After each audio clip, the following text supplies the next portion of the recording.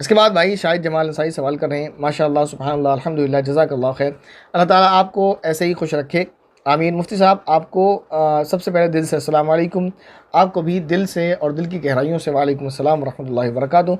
मुफ्ती साहब अल्लाह का लाख लाख शुक्र है, अब तबीयत अच्छी है, अल्लाह ताला आपको सेहतयाब रखे। आपसे एक सवाल पूछना है कि फ़जर की पहली रकात निकल गई और हमने इमाम के साथ ही सलाम फेर लिया, यानी हम भूल गए, तो नमाज़ दोबारा पढ़नी पड़ेगी? बताएं मुफ्ती साहब। अगर ज़ोहर की 2 रकात निकल जाएं और भूल से इमाम के साथ ही सलाम फेर दिए तो बताएं।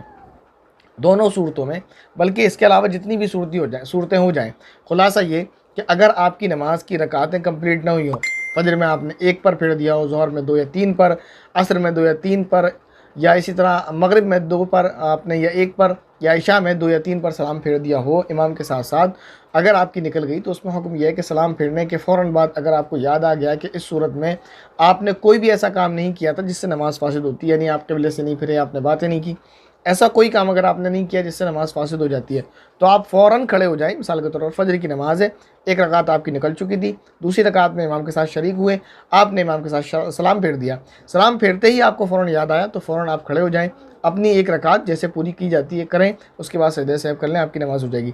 लेकिन अगर आपने कोई ऐसा काम कर दिया जिससे नमाज़ फासिद हो जाती है, यानी आपने क़िबले से रुख फेर लिया, या आप बातें करने लगे, या कोई भी आपने ऐसा काम कर दिया इससे नमाज़ फासिद हो जाती है, तो फिर आपको नमाज़ अस्सर-ए-नौ पढ़नी होगी। इसके बाद इनका दूसरा कमेंट में, अस्सलाम वालेकुम मुफ्ती साहब, वालेकुम अस्सलाम रहमतुल्लाहि व बरकातुहू। आपसे कहना है कि कोई बच्चा, छोटा बच्चा जो 5-6 साल का बच्चा हो, ज़िद करे रोज़ा रखने की, तो क्या रोज़ा रखा जा सकता है? रोज़ा हो जाएगा? मुफ्ती साहब कितनी उम्र होनी चाहिए बच्चे की उम्र रोज़ा रखने के लिए? 2 सवाल है। एक सवाल तो ये कि अगर 5-6 साल का बच्चा रोज़ा रख ले तो क्या रोज़ा हो जाएगा? दूसरा ये कि रोज़ा रखने के लिए कितनी उम्र होना चाहिए? तो इसका जवाब ये है कि रोज़ा आदमी पर फ़र्ज़ होता है, बच्चों पर नहीं। यानी जब बच्चा बालिग़ हो जाए तो फिर उसके ऊपर रोज़ा फ़र्ज़ हो जाएगा, अगर वो बालिग़ नहीं है तो उस पर रोज़ा फ़र्ज़ नहीं होगा। अब आपने पूछा उम्र के ताल्लुक़ से, तो बच्चों जब वो बच्चा है तो वो 5 साल का हो या 6 साल का हो या 10 साल का, तो इसमें कोई क़ैद नहीं है उम्र की। रोज़ा जो फ़र्ज़ होता है वो बालिग़ पर होता है।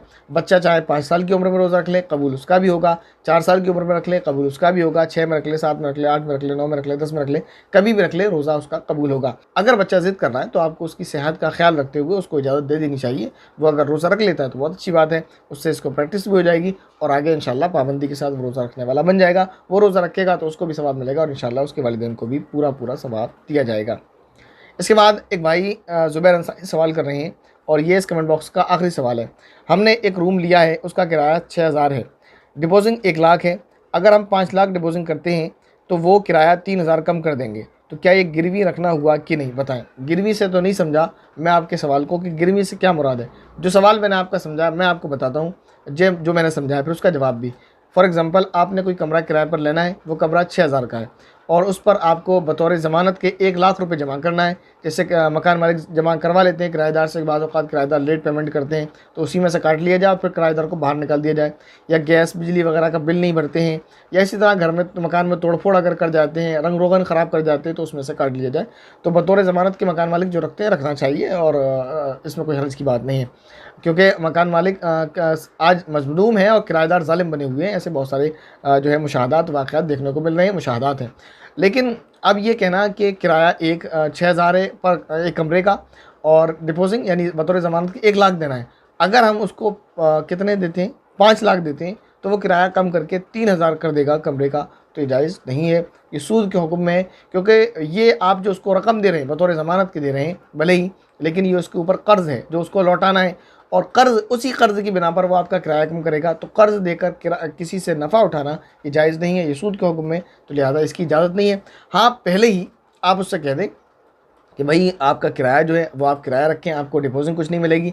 आप हमारे लिए अगर किराया कम करें तो बताएं, आपको एक्स्ट्रा पेमेंट कुछ नहीं दिया जाएगा। आप 1 लाख लेते हैं, 1 लाख मिलेगा और किराया आप जितना, जैसे वो बोल रहे हैं 6000, तो आप बोल रहे हैं 6000 मुझे ज़्यादा लग रहा है, आप कुछ कम कर लें, कुछ गुंजाइश कर लें। तो पहले आप अपना किराया सेट कर लें, उसके बाद आप बतौर एहसान, मोहब्बत में, प्यार में, आप जैसे भी उनको कर्ज़ बतौर कर्ज़ के देना चाहें तो दे सकते हैं। यानी इस शर्त पर कि आप उसे पैसे ज़्यादा दें, वो आपसे किराया कम लेगा, ये जायज़ नहीं है।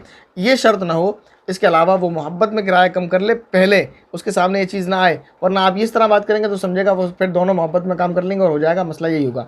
यानी अगर वो आपकी वजह से किसी भी वजह से किराया कम कर ले, यानी उसका पैसे से कोई लेना देना ना हो, एक्स्ट्रा हैवी डिपॉजिट से कोई लेना देना हो, तब तो जायज़ है। यानी किराया और हैवी डिपॉजिट ये दो अलग अलग रखे जाएँ।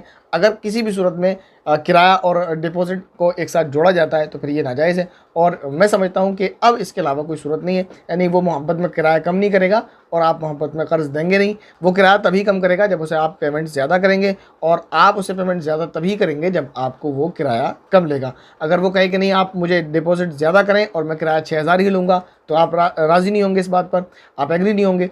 और अगर आप उससे कह दें मैं आपको डिपॉजिट 1 ही लाख करूँगा, यानी जमा आपके पास 1 ही लाख करूँगा, इससे ज़्यादा नहीं दूंगा, और आप किराया 3,000 कर दें, तो वो भी इस पर राज़ी नहीं होगा। खुलासा ये है कि दोनों राज़ी इसी सूरत में होंगे और ये सूरत नाजायज़ और हराम है। उम्मीद है जो सवाल आपके लिए गए उनके जो जवाब आपको दिए गए वो समझ आए होंगे। अगर किसी के जहन में कोई डाउट है, कोई सवाल है, या किसी का कोई सवाल रह गया तो उसे कमेंट करें, इंशाअल्लाह उसको नेक्स्ट कमेंट बॉक्स में ले लिया जाएगा। अस्सलामु अलैकुम वरहमतुल्लाहि वबरकातुहू।